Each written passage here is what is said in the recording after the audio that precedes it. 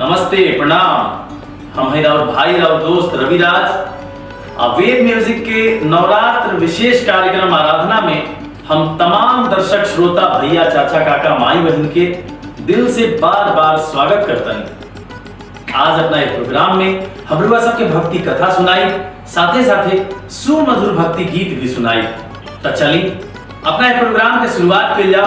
अब प्रोग्राम के शुरुआत में सबसे पहिलका भक्ति कथा रउआ सब खातिर बिहार राज्य के सारण कमिश्नरी के गोपालगंज जिला में स्थित शेरावाली मैया के मंदिर थावे धाम में अपना भक्त के लाज बचावे खातिर मैया शेरावाली आई रही। बात तब की है जब रहसु भगत माई के दिन रात भक्ति में लीन रहत रहन। उनका भक्ति में इतना असर रहे कि मैया शेरावाली साक्षात उनका सामने आ जात रही। जब ये बात वहां के घमंडी राजा मनन सिंह के पता चलल तो मनन सिंह रहसु भगत के अपना दरबार में बुलौले और कहले कि रहसु, का सच में तू माई के बुला देला? का सच में तेरा कहला पर माई प्रकट हो जाली? तहरा आज इस दरबार में माई शेरावाली के बुलावे के पड़ी। अगर तू ना बुलावे पहिला तो हम तेरा के जिंदे आग में डाल दे। रहसु भगत राजा मनन सिंह से कहले कि हे राजन, रुआ ऐसा मत करी। ऐसे कि माई की अगर हम बुलाऊनी और माई आ गई तो और जितना राजपाट बा सब जल के खाक हो जाए और राज तहस नहस हो जाए। लेकिन जिद्दी या घमंडी राजा मनन सिंह रहसु भगत से जिद कैले कि तू शेरावाली मैया के बुलाव। रहसु भगत माई शेरावाली के गुहार कैले। माई तो माई है, अपना भक्त के कबहू उदास ना होके देली, अपना भक्त के कबहू बेसहारा ना छोड़ेली। अब भक्त सांच मन से जब भी माई के बुलावेला तो माई शेरावाली दौड़ चलावेली। भाई कुछ ऐसा ने भक्त रहसु के पुकार सुन के माई थावे वाली कामाख्या से चल के थावे में आईली। रहसु भगत के मस्तक फाड़ के कंगन दिखा देली। कंगन के प्रकाश जब चारों तरफ पड़ल तो मनन सिंह के पूरा राजपाट जल के खाक हो गई। तो ई रहल थावे धाम की कहानी। और इसे थावे धाम के बारे में पूरा दुनिया जानेला। पूरा दुनिया के कोना कोना से माई के भक्त शेरावाली मैया के दरबार में आवेले, आपन बिगड़ल काम बनावे खातिर माई से गुहार करेले और माई सबकर पुकार सुनेली। थावे धाम में बड़ी बढ़िया एगो मेलो लागेला। चलिए आज हम पहिलका गीत हम लोग सबके सुनावे जा रहल बानी। एगो पति पत्नी मेला देखे गइल बड़े आ मेला में देखी दोनों जना भुला गइल बलो। वो लोग के पीड़ा, वो लोग के दर्द के बतावत गीत रउआ सब खातिर। मेला घूमे आईने छोड़ के सासू जी पघार, सैया के साथ छुटल लागे बड़ी डर। मेला घूमे आईने छोड़ के सासू जी पघार, सैया के साथ छुटल लागे बड़ी डर। रोहिया पंडाल के कपड़ाई गईली, धनिया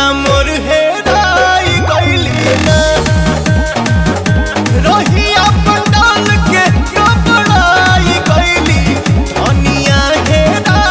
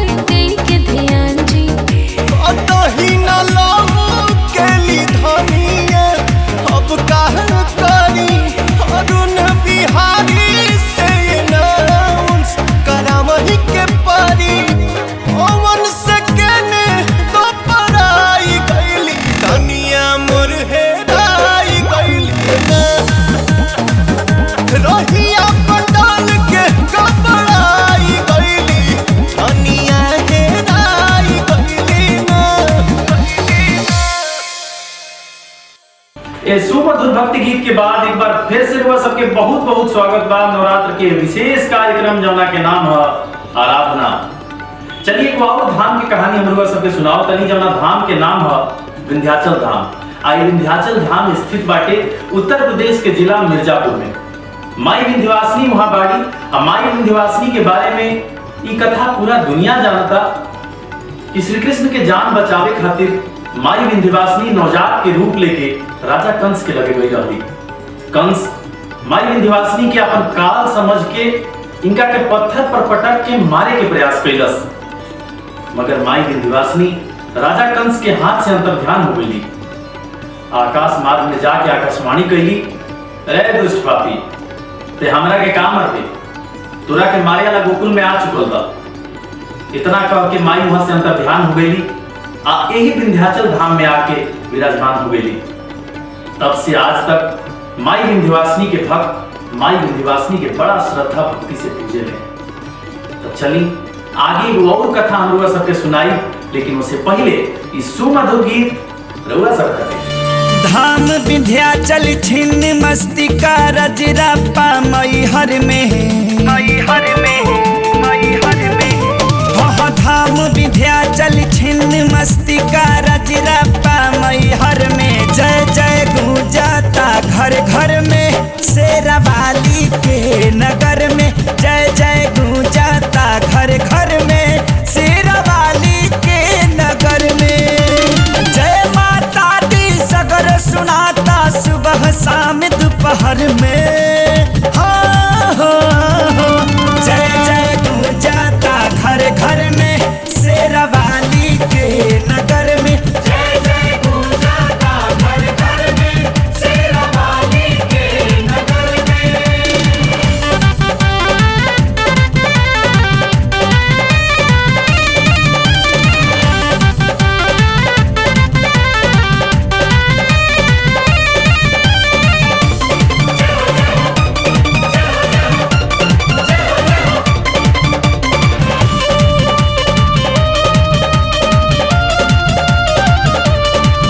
जहाँ मैया के पैया पर गई हवा के धरती तार गईल। जहाँ मैया के पैया पर गईल हवा के धरती तार गईल। आयरन देवी पाटन देवी नम तारा चंडी पड़ गईल।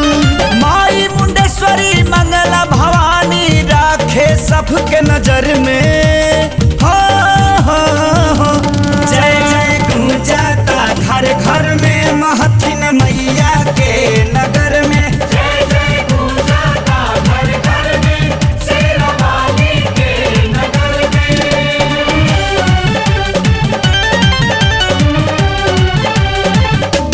जय मां।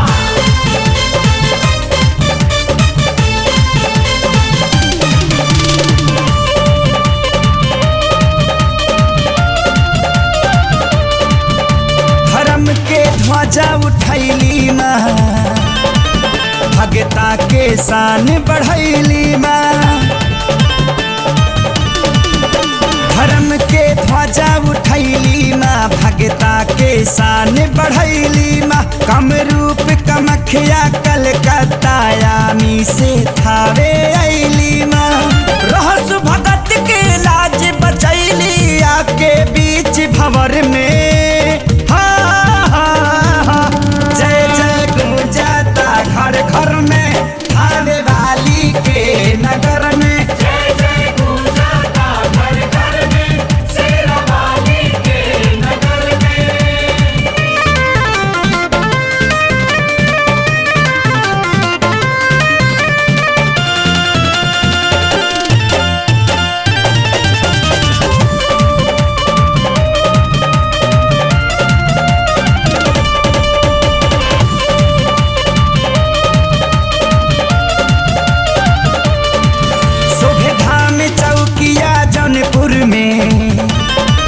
बड़ी शीतला भवानी अदलपुर में शोभे धाम चौकिया जौनपुर में बड़ी शीतला भवानी अदलपुर में दर्शन से संकट कट जाला। सारी दुखी दली दर हट जाला। घुंघरू खेसारी पंकज के सुख मिले लंबाई के अचर में। हाँ हाँ हाँ जय जय गूंजाता घर घर में शीतला मैया के नगर में। जय जय गूंजाता घर घर में शेरा वाली के नगर में। जय जय गूंजाता घर घर में शेरा वाली के नगर में। ये सुमधुर भक्ति गीत के बाद एक बार फिर से रुआ सबके नवरात्र के विशेष कार्यक्रम आराधना में बहुत बहुत स्वागत करता नहीं हमरा और भाई और दोस्त रविराज। चली एगो और धाम की कहानी रुआ सबके हम सुनाओ तनी, जौना धाम के नाम हो मैहर धाम। मैहर धाम के बारे में पूरा दुनिया जानता कि माई सती के गर्दन के हार वहां गिरा रहे, ऐसे वो धाम के नाम मैहर पड़ल। मैहर धाम के मंदिर जब बन के तैयार भइल तो माई भक्त खातिर शर्त रखली कि सबसे पहिलका पूजा वो करी जे अपन गर्दन काट के हमरा के चढ़ाई। ये बात सुन के राजा प्रजा सभे हैरान रह गए, केहू हिम्मत ना जुटावे पाए कि गर्दन काट के सबसे पहिलका पूजा करे। लेकिन माई के भक्त, माई पर विश्वास करे वाला भक्त दुनिया के कोना कोना में बने। ऐसा नहीं एगो भक्त रहले जिनकर नाम रहे आल्हा। आल्हा अपन गर्दन चढ़ा के पहिलका पूजा करे खातिर तैयार हो गए। आल्हा तलवार उठौले, अपन गर्दन काट के देवी मैया के चरण में चढ़ा देले। उनका भक्ति से प्रसन्न होकर माई शारदा भवानी उनकर गर्दन जोड़ देली, उनका के अमर होके के वरदान दे देली। अब पूरा दुनिया में आज ये किस्सा सब लोग जानेला कि आल्हा हर रोज वो मंदिर में आवेले, अब पूजा करके वापस चल जाले। केहू आल्हा के देख ना पावेला। गलती से आज तक जे केहू भी आल्हा के देखले बा वो जिंदा नहीं के बचल। तो ई रहे मैहर धाम के कहानी। एगो और नया कहानी लेके हम आई एह गाना के बाद, तब तक इस सुमधुर भक्ति गीत रउआ खातिर। बड़ी डांटेले हमरा के माई, हम मेला घूमे कैसे आई। साथ हमने के जब लोग देखी तब औरी बवाल हो जाई। जल्दी को के दर्शन तू निकाल जई हो। जल्दी को के दर्शन तू निकाल जई हो। आव para शादी, आव para शादी खाके चल जई हो। ए सुगनी आव para शादी खाके चल जई हो।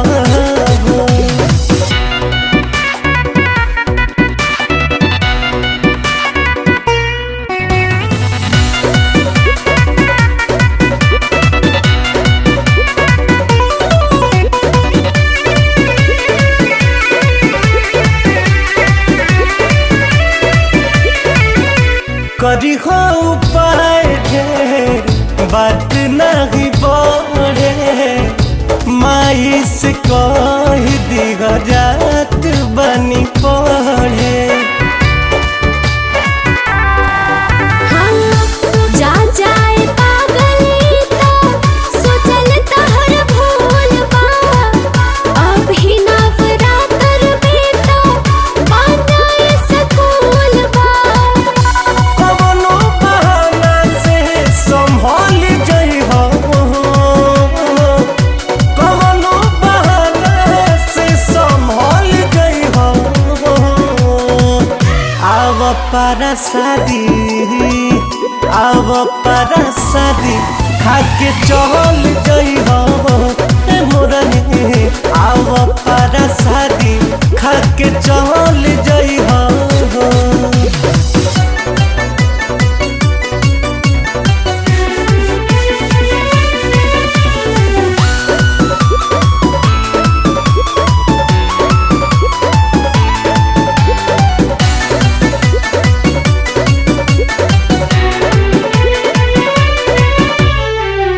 याद करो साल दिल से सचवाटे। हमनी के प्यार खातिर भखलू भखवटी। देखे खातिर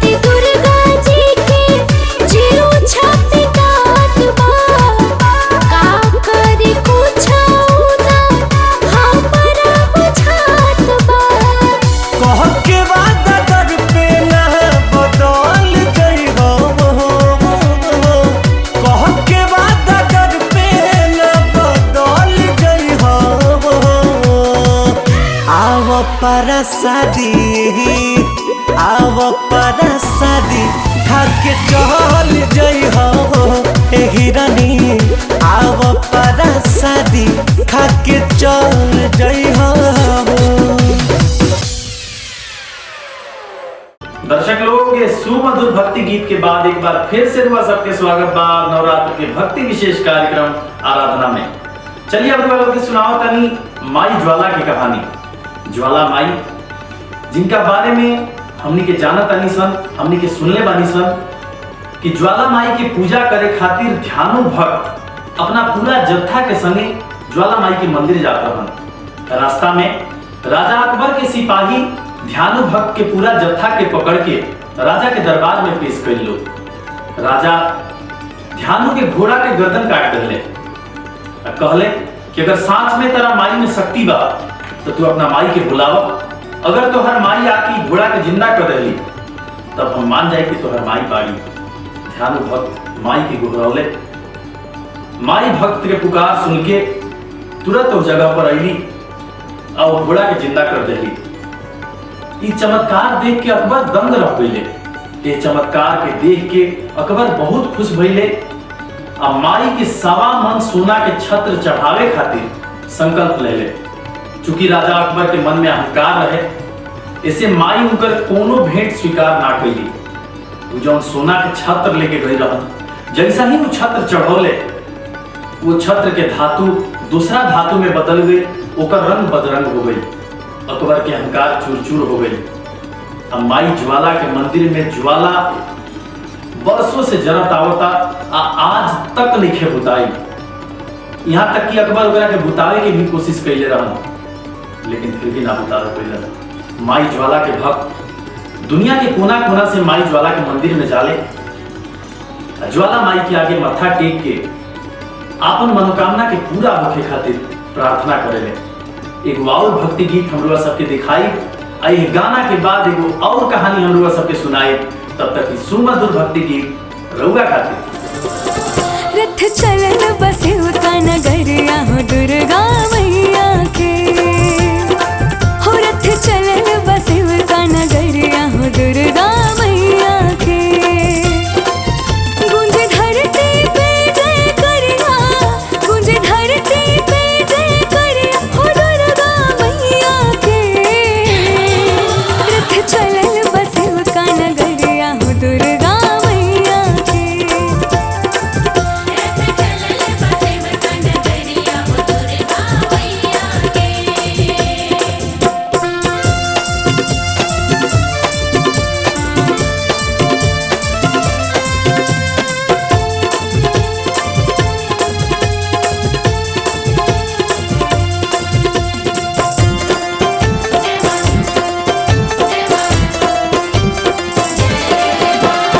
असरा में शिव का बाटे मैया के कलश रखा के, बाजेला ढोल नगाड़ा स्वागत में दुर्गा माँ के। असरा में शिव का बाटे मैया के कलश रखा के, बाजेला ढोल नगाड़ा स्वागत में दुर्गा माँ के। केहू अचरे बहाए डगरिया, केहू अचरे बहाए डगरिया हो दुर्गा मैया के। रथ चलन बसे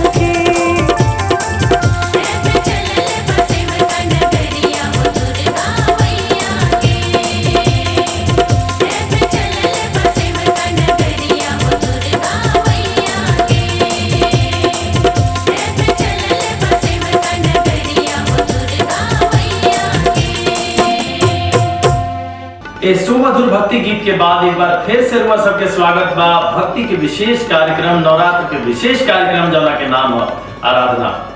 चलिए अब हम लोग सबके सुनाओ तनी माता वैष्णो देवी की कहानी, वैष्णो धाम की कहानी। माता वैष्णो देवी के बारे में कहल जाला कि माता वैष्णो देवी के एगो परम भक्त जेकर नाम रहे श्रीधर, माई के भक्ति में दिन रात लीन रहत रहला। वही जगह के एगो घोरी साधु जौना के नाम भैरवनाथ रहे, वो माई से विद्रोह के भावना रखत रहे। भैरवनाथ अपना आप के भगवान बतावत रहे। उहे भैरवनाथ भक्त श्रीधर के बहुत तंग करत रहे। भक्त श्रीधर के लाज बचावे खातिर मैया वैष्णो देवी भैरवनाथ की गर्दन काट देली। उनका त्रिशूल से कटल गर्दन बहुत दूर जाके गिरल। भैरवनाथ चीख चीख के माई वैष्णो देवी से विनती करे लागल, हे मैया, हम अपना जिंदगी में बहुत पाप कैले बनी, रउआ हमार नाम अमर कर दी, रउआ हमरा के अपना शरण में जगह दी। माई के ममता मई स्वरूप हमेशा लड़का चाहे कतनो पाप कैले होके, कतनो गलती कैले होके, ओकरा के माफ जरूर कर देवेली। माई वैष्णो देवी ओ अघोरी साधु भैरवनाथ पर कृपाल हो गई। और जहां भैरवनाथ के गर्दन कट के गिरा रहे, वो जगह एगो मंदिर बना देली मैया। और कहली कि भैरवनाथ, आज के बाद जे केहू भी हमरा धाम में आई, वो तहरा लगे जरूर आए। अगर वो आदमी तहार पूजा ना करी तो हमार पूजा अधूरा मानल जाए। तब से आज तक माई वैष्णो देवी के साथ साथ भैरवनाथ की भी पूजा करी जाला। तई रहल माई वैष्णो देवी की कहानी। एकरा बाद सुमधुर गीत रउआ सब खातिर। माटी के मूरत में शोभे मैया के सूरत ना, एको हरू माटी के मूरत में अरे शोभे मैया के सूरत ना। कौना सूरी ने बनवला एको हरू, अरे कौना सूरी ने बनवला एको हरू, कौना मुहूर्त ना। माटी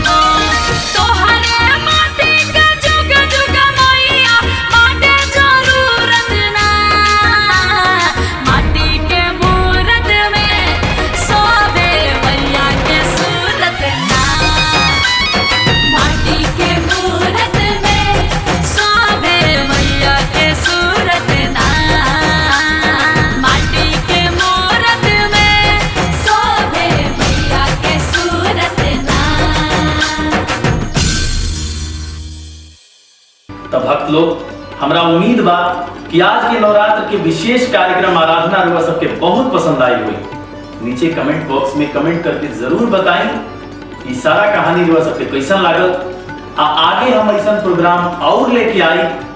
ये प्रोग्राम के ज्यादा से ज्यादा लाइक करी, कमेंट करी और लोग के साथ शेयर जरूर करी। मिलल जाई हमने के अगला प्रोग्राम में। तब तक दी अपना भाई अपना दोस्त रविराज की इजाजत। नमस्कार, जय माता दी।